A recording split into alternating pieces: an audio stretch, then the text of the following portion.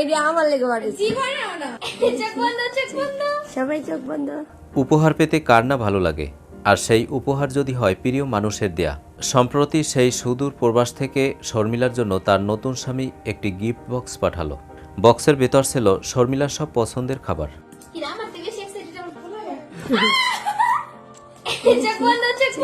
সবাই চোখ বন্ধ।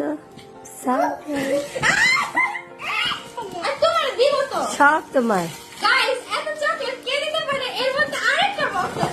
নতুন স্বামীর কাছ থেকে উপহার পেয়ে শর্মিলা একদম ছোট বাচ্চাদের মতো আনন্দ করল। দর্শক চলুন শর্মিলার সেই উপহার বক্সে কি কি ছিল দেখে আসি।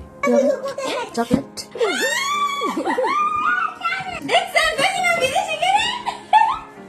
গেঞ্জি না কিনে কিনা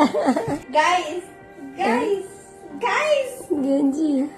দর্শক কেমন লাগলো আজকের আপডেট পেয়ে অবশ্যই কমেন্ট করে জানিয়ে দিন। আর ভিডিওটি যদি ভালো লাগে লাইক কমেন্ট সাবস্ক্রাইব করে আমাদের পাশে থাকুন। ধন্যবাদ।